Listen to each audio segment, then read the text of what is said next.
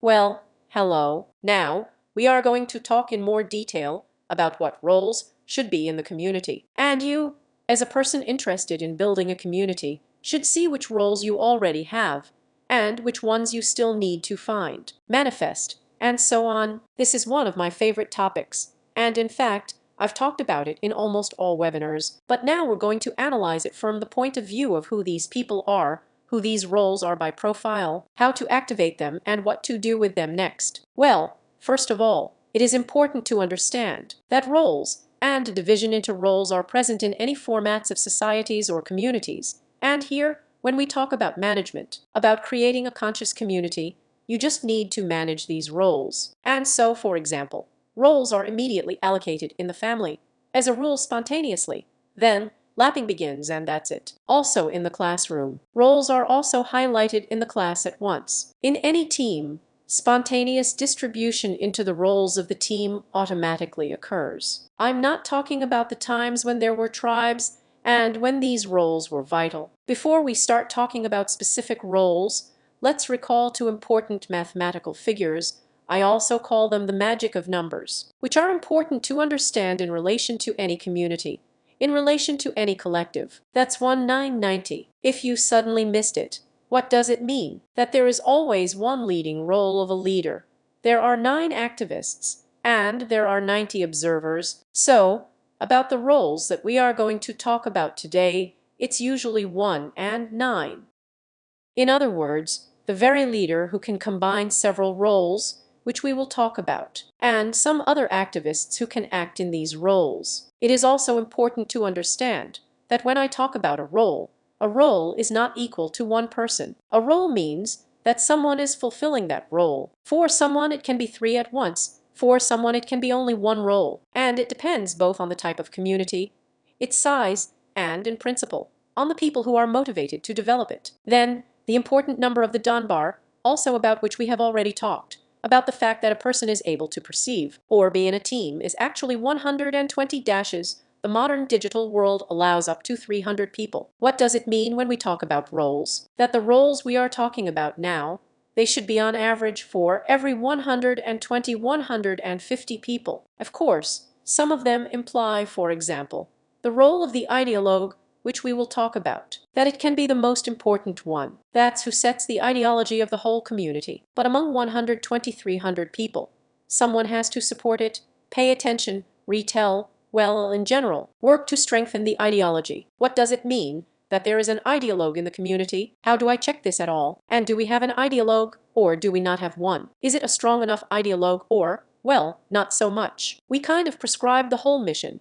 Here it is, written on pieces of paper. The first thing is to understand who this person is, usually according to the profile, and ask yourself the question, do you already have such a person who manifests himself in this way? And then, you can check whether something is happening, what I'm going to say now, in the community, which says that this role is manifested, and it works in action. So, who is this person according to the profile? First of all, this is a person who knows how to figuratively, metaphorically formulate meanings. Secondly, this is a person who is quite authoritative for the members of your community. That is, when he says that we are going there, everyone thinks, how right he is, we are going there. Why is it important for someone to speak and someone to convey the meaning? In general, why is ideology important when we seem to say that community members unite? Because there has to be someone who shapes the meanings, who shapes the mission. It comes from community members. But to pull out, to voice, to issue,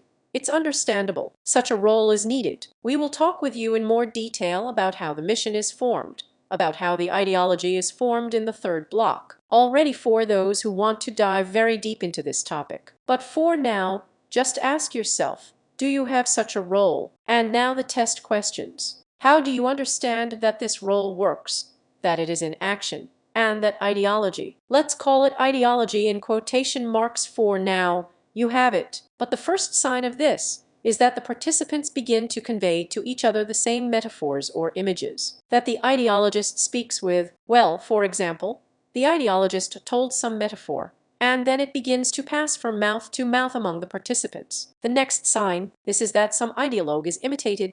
They say, but as he said, but you have to do it, and do it the same way. And the third sign is that the participants can actually formulate why they are united.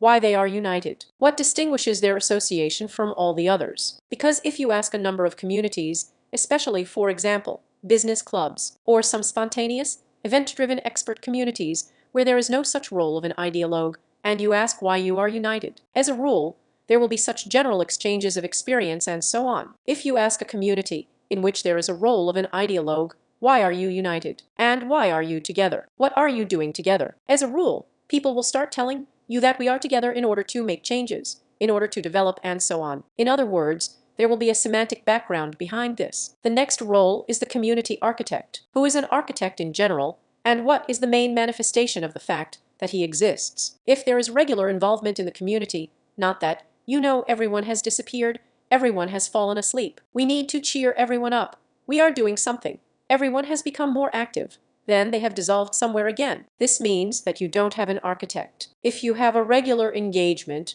you have a regular touch, then you have an architect. And who is this person? Look around, maybe you know, maybe you don't know, but who's on the profile? That's who to look for if you realize that you don't have an architect. As a rule, this is a person with a background of more horizontal management, but large scale, that is, who managed a huge number of people. And look, there is a nuance here. If a person managed hierarchical structures, then it is unlikely that he will be able to build the architecture of a community, because the community is primarily a horizontal structure. Of course, any community architect is a top-level manager, top management. This is not an operating person. This is a person who understands, for example, why communication takes place, understands why an event takes place. He knows how to put it all in the right order, but looking at the story from above, not from the inside. Of course, for small communities, such an architect can also perform operational roles, but it should be a person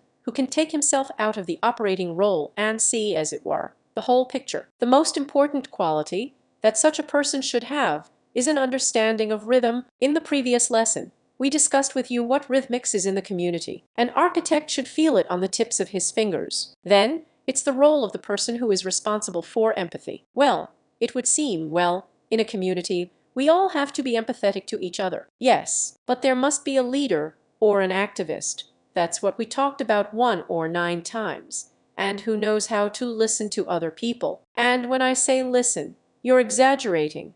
It should be a person to whom the participants know that they can come and cry in a vest. And some communities, they are directly built on this mechanics to cry. This, we can say, is their main product. For example, a community of anonymous, someone alcoholics or drug addicts. This story is to come and share. Now, there are a lot of communities that are formed around coaching programs. It's usually the same story: come, share, turn out the soul, tell, and so on. And you will be surprised. But business communities sometimes also come with the main product to cry. Why? Because entrepreneurs, as a rule, are very lonely people. They have nowhere to show slack. There are employees here, there is the tax service, and you owe everyone. And there should be a place where I can come, and tell about my problems. This is part of the clubs, business clubs. They build their architecture right on this. Now let's move on from how this manifests itself to who the person is according to the profile. Here's how to see it,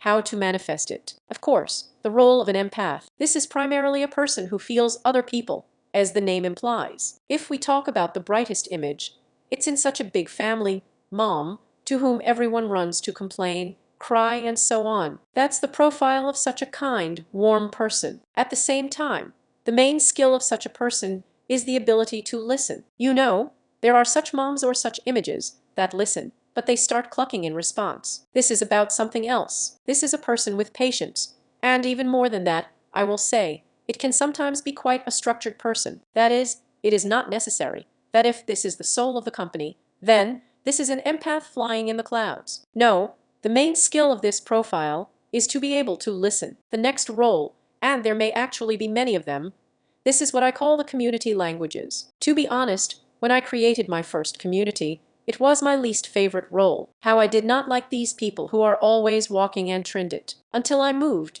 to such a detailed technology of community development that I did not understand that this role is critically important. She's like, bees that fly from bush to bush and pollinate. Also, Community languages, or another, may be a more negative example than bees. You know, in Turkish TV series from those who watched this effect, how do you understand that there are such languages in your community? If you understand what's going on like this, while we're walking down the corridor, I'm going to tell you quickly now. I know something. I call it something else. Scandals, intrigues, investigations. If there is such a backstage life in your community, then there are community languages in it, and they are important. Give them the opportunity to manifest. They transfer information. About the exchange of information in the community is one of the most critical processes. Now let's talk a little bit about the profile of such people. There is a very wide variety of what features they can be endowed with, but their main thing is that you can practically say the basic need is to accumulate so-called social capital in that sense. There is a book, I also give it in the recommended list, Contagious. So, the more secrets a person knows, the more he considers himself more important, more necessary, and you will begin to notice such people for whom it is very important to get some secret. But after all, no one just tells secrets like that. In order to get a secret, as a rule, you have to tell a secret. Therefore, these people, the so-called roles of languages in the community, they essentially accept information and transmit information. Two important things to understand. As a rule, these people are not about authority at all. Well, that is, it is very rare when a person who has taken on a role, most often unconscious, of the language of the community, is some kind of authoritative participant, because most of the time he is authoritative and very silent. Well, or he tells the ideology, as we talked about when we talked about the role of the ideologue. But what is important? Feedback and recharge is especially important for these people. As I have already said, the main motivation for them is social capital. And besides the number of secrets, it also means the amount of admiration or feedback or praise they receive. Therefore, if you want to show such people, or you notice that this person acts as a bee that pollinates, well, praise him. Show even more of this quality of his. A separate role that I want to tell you about is what whole programs are sometimes formed for. For example, many companies in the States are puzzled to form their ambassadors. And in this case, I'm talking about the understanding of ambassadorship, which does not imply commercial long-term advertising contracts. But when we identify people who already live in one way or already show these qualities, and we strengthen them, which indicates that there are ambassadors in your community. This is primarily the virality of the content. If people post reviews, impressions, talk about you, then you have natural ambassadors. In this sense, answering the question of how to manifest such people, how to see them, how to find them, it is mandatory. If your community has already matured to such a stage that you want to be known about it in social networks, follow platform solutions that allow you to see the mention of the citation index and so on, and how often your community is mentioned in the networks, and see which accounts. It is on the basis of what you identify with such platform solutions that you can form whole ambassador programs in the future. Now to important questions. Surely you, those of you who are at the start, will ask, why should I have all these roles at once? There are critical roles in order to start a community. I single out an ideologue among these critical roles because, well, we need to understand why we are uniting. And an empath. In fact, there are two roles. They will allow you to create a core, and the empath will start slowly feeling people, raking and attaching them to this ideology. Then you will see that it seems that it is necessary to structure this activity taking place, and you will have a need for an architect. Then you will begin to understand that you need to connect people who will tell, people who will be the image of your community. And that's how gradually you will begin to close these roles. Of course, the ideal combination for a start is if several people who initiated the community embody all these roles. But this rarely happens, so if you have it, then you are lucky. And if not, then don't worry. Along the way you will meet and find all the necessary roles. We have described who these people are by profile, and now your perception filter will search for such people. Well, the next question that will arise for those who already have a community but how to strengthen these roles, or how to develop these roles. But here the approach is obvious. There is no magic pill here. As I told you at the beginning of the course, there are no magic pills here. But if you understand that a person is an empath, then strengthen his empathy. Well, for example, give him such roles in your formats, which we will talk about in the next lesson. When it is necessary to show people, listen to people. For example, if this is a person who is an ideologue, send him to events more often, or introduce him into events where metaphors are swinging, where imaginative thinking takes place. Give him good imaginative books and so on. And here the main principle is to strengthen the strong. That is, what you have shown in a person, you further strengthen with all the tools available to you. A little more about how to increase the overall involvement of not only these 1 and 9, but also those 90, we will talk directly in a separate lesson about involvement. I'll tell you all the life hacks there, but there are tools that allow you to manifest exactly these roles, which we have talked about now. The first tool is to form a community code. And these are the roles that we talked about today.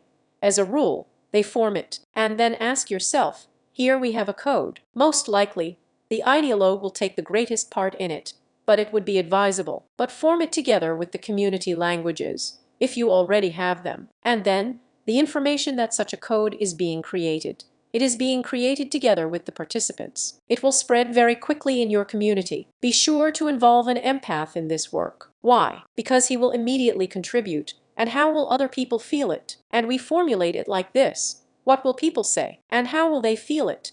And do they convey the right intonation? That's going to be his role. Therefore, if you have taken up work on the code, be sure to involve all the roles that we talked about. Highlighting, that's what I call this tool, highlight the desired behavior. And here I will give such an exaggerated example to such a mom who always knows how to highlight the desired behavior of her children. Oh, you're my clever boy. How did you do something right? We say, hoping that he will repeat this behavior also in the community. If not to exaggerate, then the model is about the same. When you see that a participant has behaved like this, his roles highlight this behavior. How can this be done? For example, you repost his post to your group and write what kind of a good olag we have, or to your personal story, or you tell others. And you know that our olag, and then that's what you want to highlight. As I have already said, this is especially important for the roles of empaths. That is, you need to praise them and support them, because they have to listen to a lot. This is very important for community languages, and it is very important for ambassadors. Just highlight these roles more. The next tool that also works very well is all sorts of ratings and awards. Again, no matter what super cool community you create, I mean, you think that your members are so high status that they don't need any awards and ratings. Not really. I have worked with very different audiences, and any audience fights for their points bonuses, especially if it is a rating system, where you can be first, second, or in the 100th in this rating.